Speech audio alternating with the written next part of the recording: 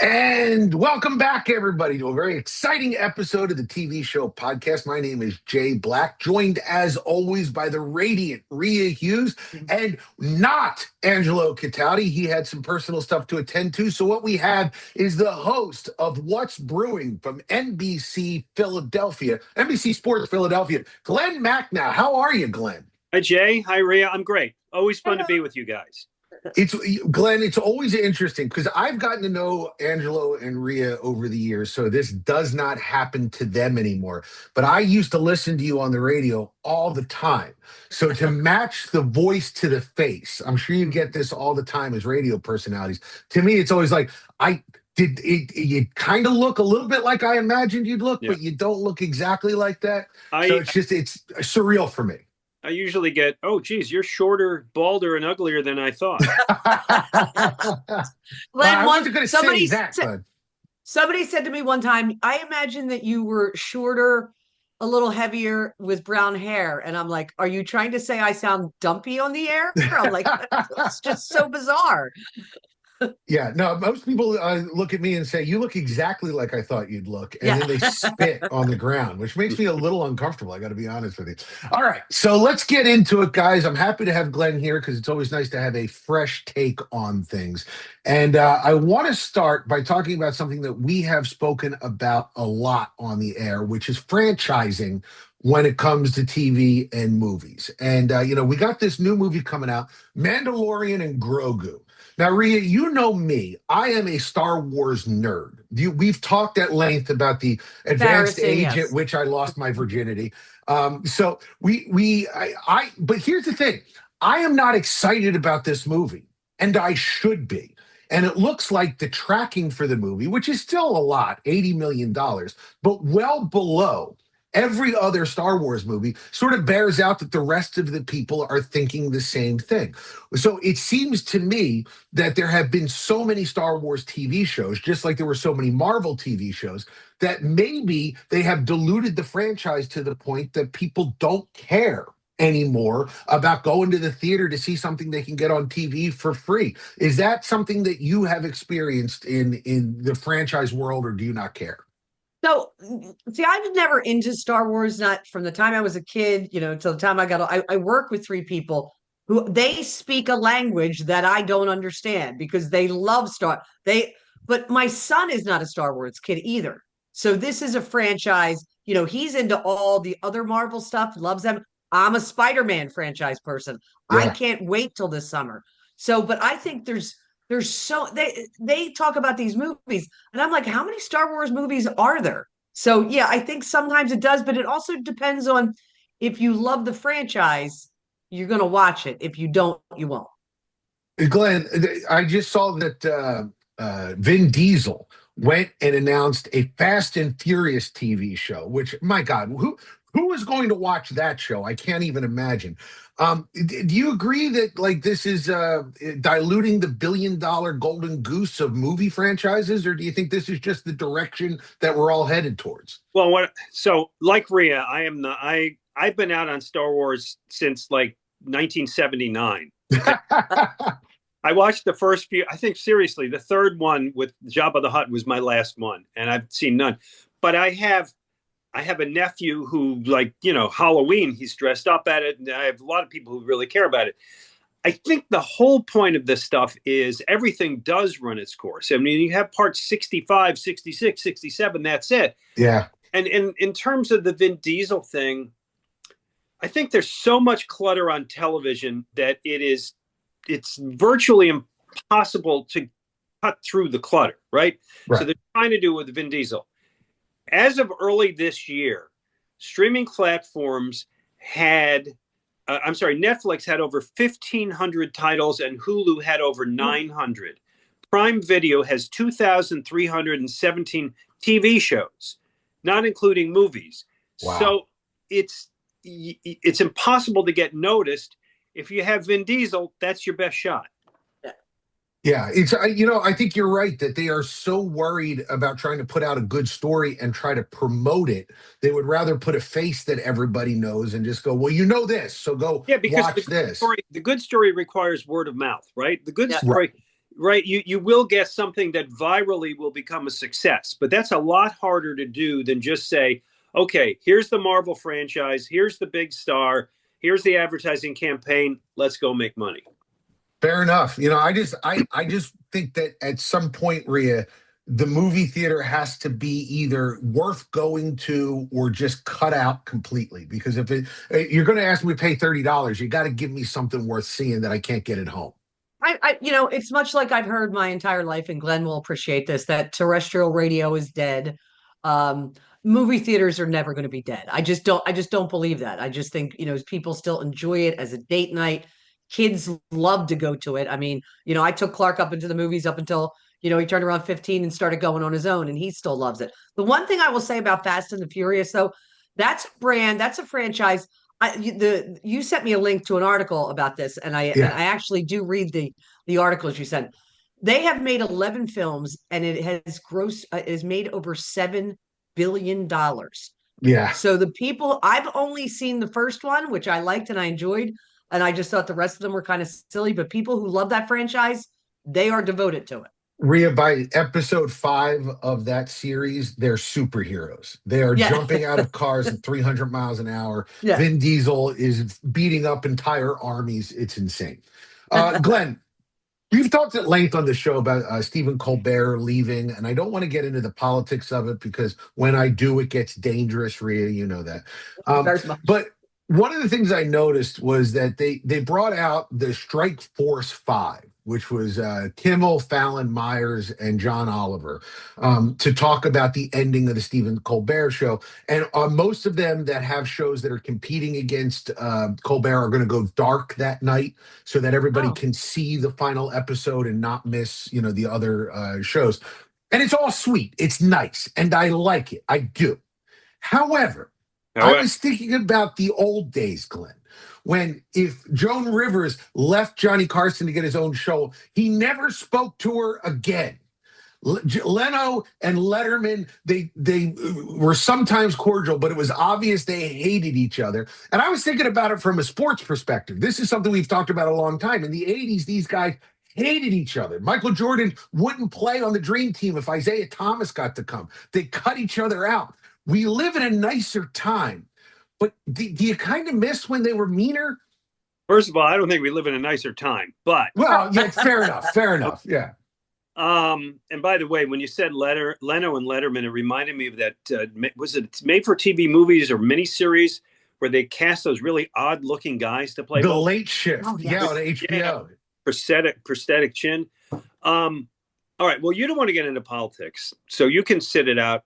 But I have to get into politics because that's what this is all about.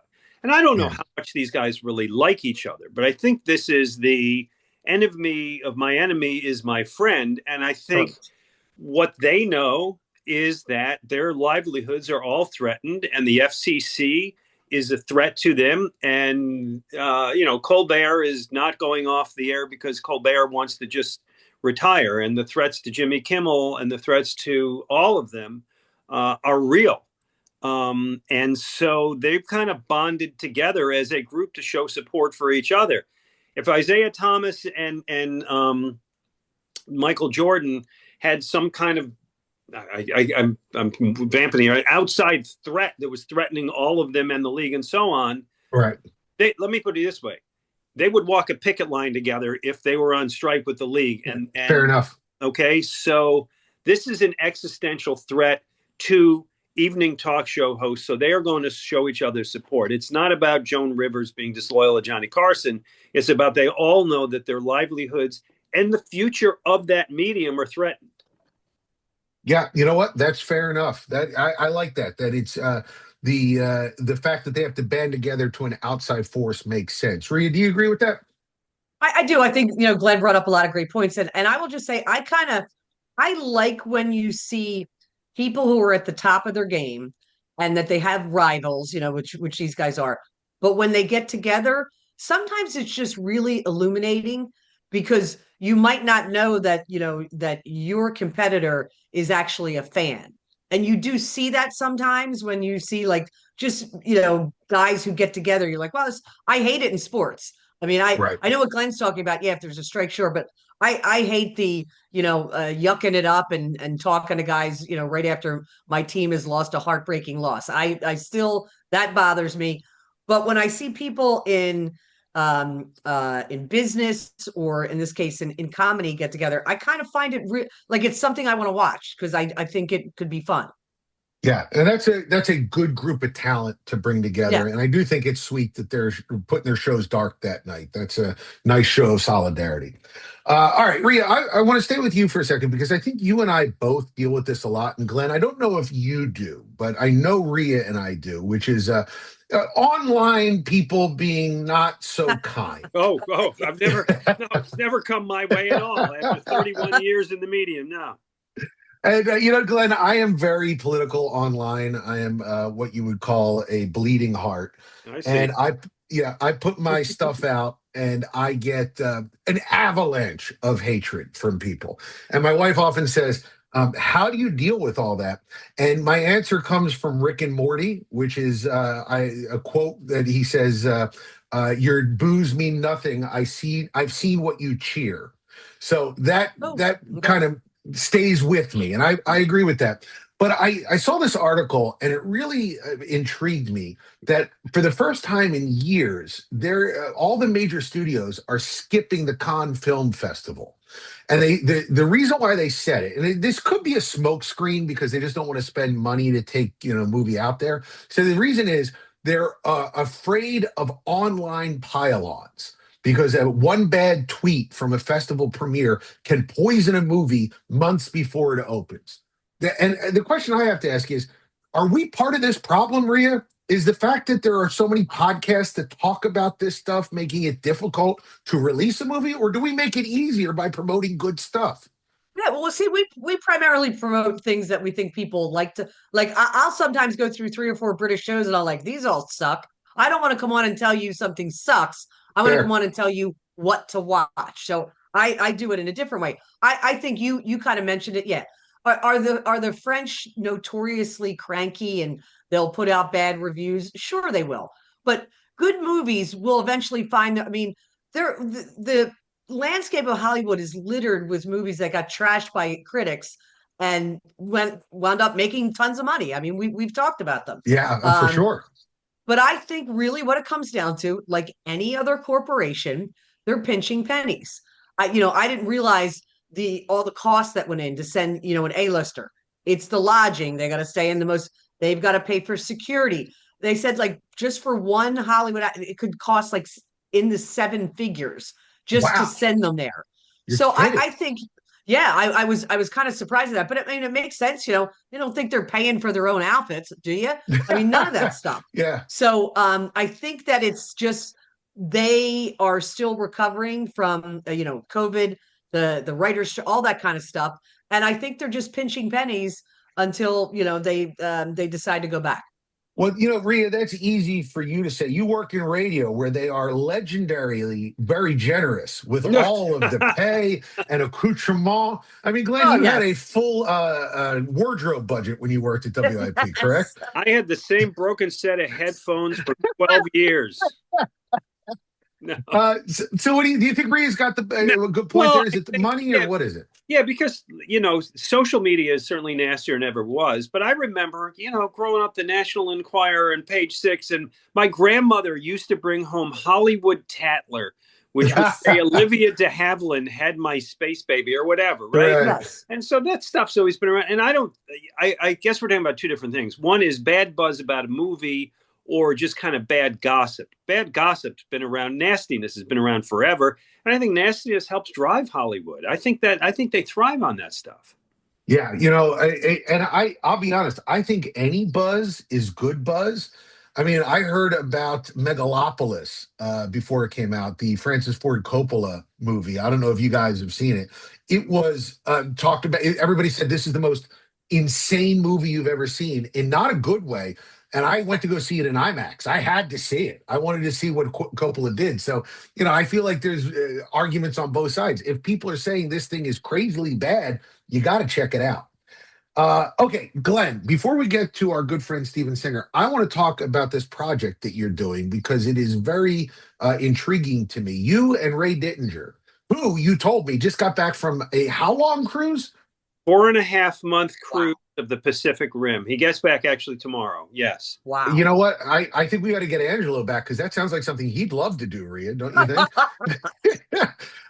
So the two of you are doing a stage show, and this is a great idea. You're talking about patriotic movies, sports movies, Yeah. on stage. Tell me about this. So years ago, Ray and I wrote the ultimate book of sports movies where we ranked the 100 greatest sports movies of all time. And off of that, we've been doing over the years kind of a look. We've held nights of great sports movies. And one night we did a sports movies as heroes theme. We've done other themes. And this, with the 250th birthday of America, we decided let's do a celebration of the best patriotic sports movies. So we chose 10. And we show clips, 2-3 minute clips from the movies. We talk about how they came to be, who got cast and why, how they represent America, and so on. It's actually Ray and I's first reunion that we've had in a while. We are doing it on May the 27th, which is a Wednesday, 3 weeks from today. No, I'm sorry, 2 weeks from today, pardon me, at the Ritz Theater in Haddon Township, which you've played there. It's a really theater. Beautiful.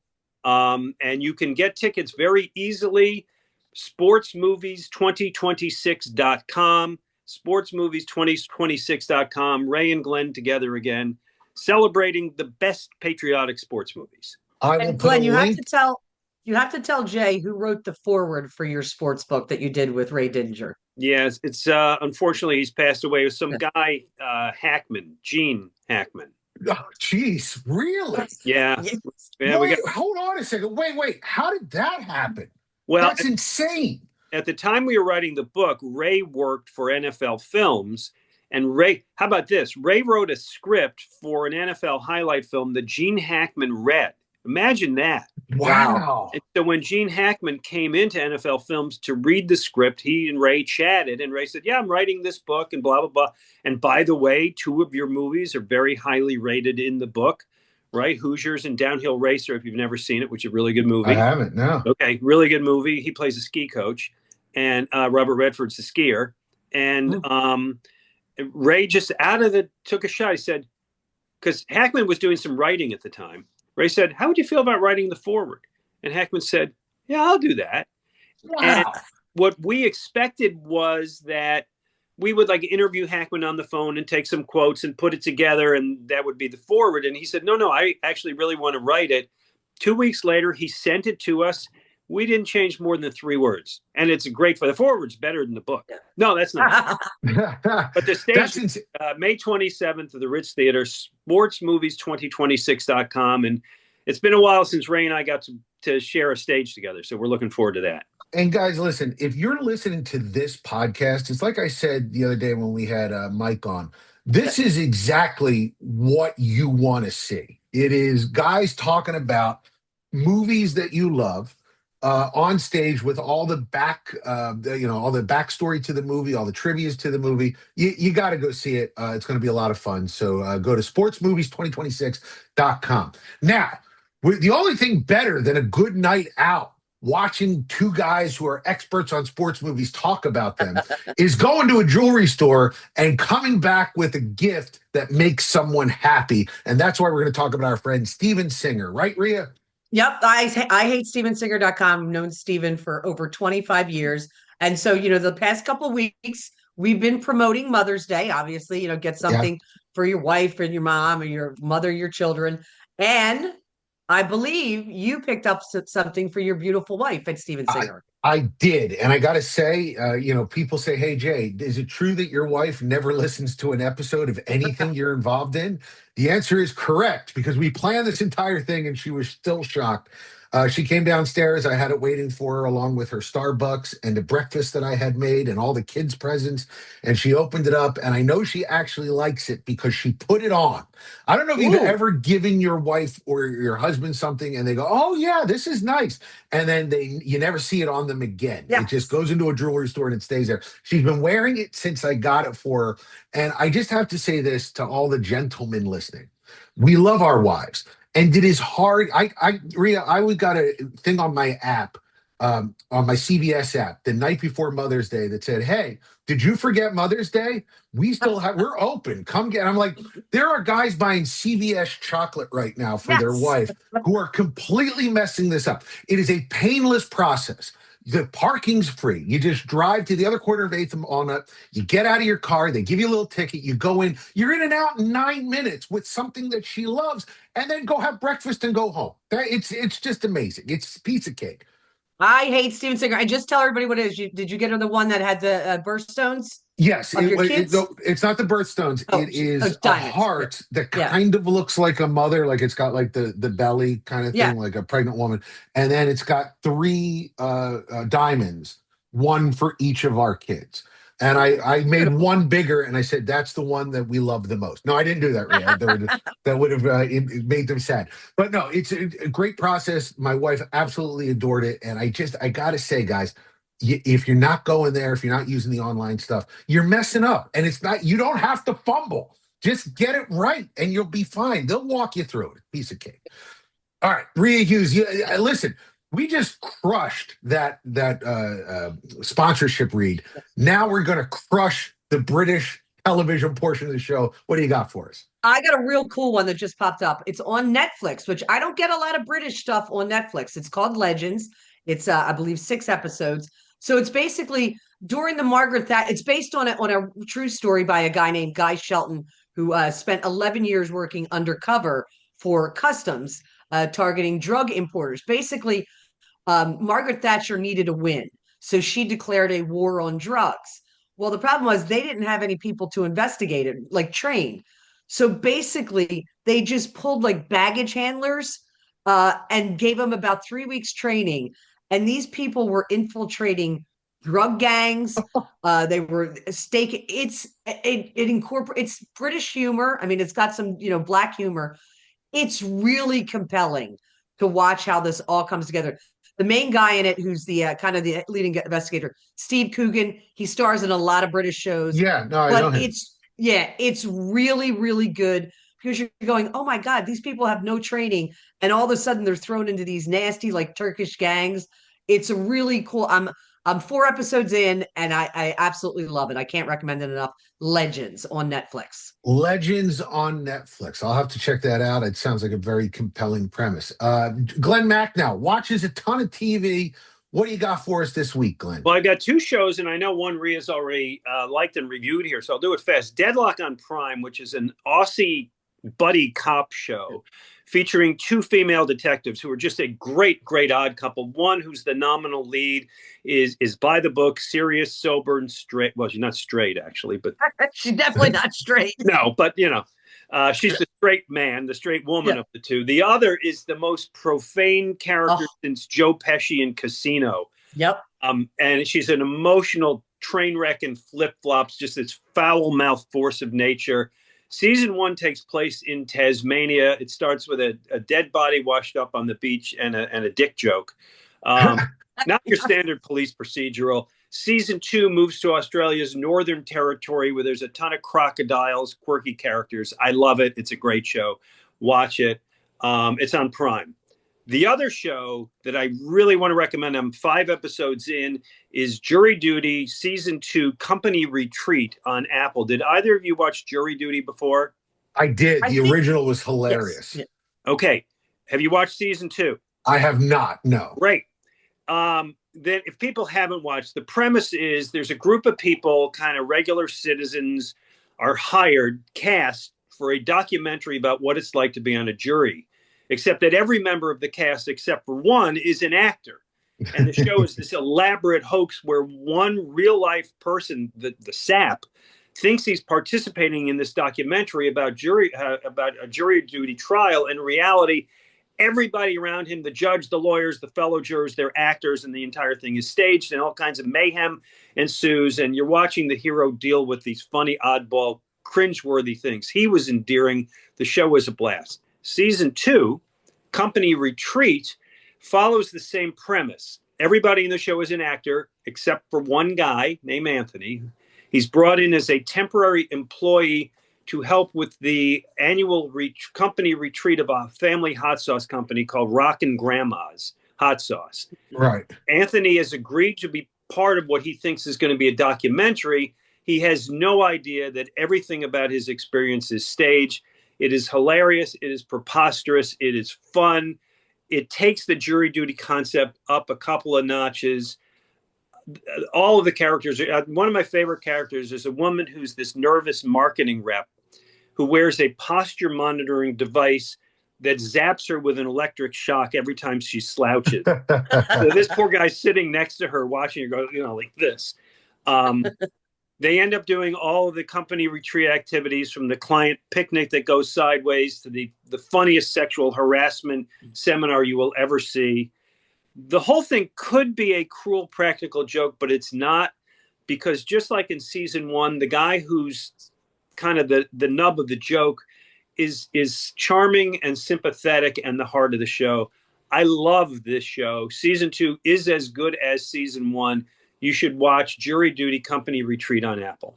And you know what, Glenn? I want to reiterate what you just said about it not being cruel. Right. Because that's when you hear the premise, you worry it's going to be a cringe show. Like, I think about like Joe Millionaire back in the day, where they're basically doing an extended prank on somebody and you feel bad for them the entire time. They do a very good job of making it sweet instead of bitter, which I enjoy a lot. And the main character, just as in the first one, they cast him. You couldn't have found somebody better to play that role. He's adorable. That's fantastic. All right, let's talk about what we talked about this week. We got The Mandalorian and Grogu. Grogu is only in theaters on May 22nd. Go see it, because you'll be able to find the ticket. It'll be pretty easy. Fast and Furious is going to be on Peacock sometime in 2027, 2028. Watch it so long as Peacock still exists. Legends, that Rhea Hughes says is really good. It sounds funny and interesting, is on Netflix. Deadlock, which both Rhea and Glenn say is a must-watch, is on Prime. And Jury Duty Season 2 Company Retreat is on Apple TV. Most importantly, that man right there is Glen Macnow. Go see Mandalorian and Grogu, but not before you buy tickets at Sports Movies 2026, and go see him and Ray Dittinger on stage May 27th at the Ritz in Haddon Township. Haddonfield or Haddon Township? And Township. If you don't live in New Jersey, guys, there's Haddonfield, there's Haddon Township. There's like 5 different Haddons, and they're all different. Yeah. So go check that out. That sounds fantastic. Rhea Hughes, you can listen to every day on the WIP Morning Show worldwide on the Odyssey app. So that's always a good listen. And you can also check out her great Instagram, Rhea Hughes 94 WIP. We had prom pictures on there last week, which is great. We did. Congratulations to Clark. You look fantastic. And if you like crazy liberals, you can follow me, Hello Jay Black, on both Instagram and Facebook. Yeah, Rhea's pointing to the left. Are you pointing at me? I'm trying to figure out. Yes, I was pointing at you. Yeah, I don't know. It's my wife keeps saying, how do you keep finding stuff to talk about? And I keep going, I don't want there to be stuff to talk about. In my ideal world, it would be clear and easy. The only other thing that is more clear and easy than coming up with liberal content in this world is going to Steven Singer, which you can go to IHateStevenSinger.com, where you go to the other corner of 8th and Walnut.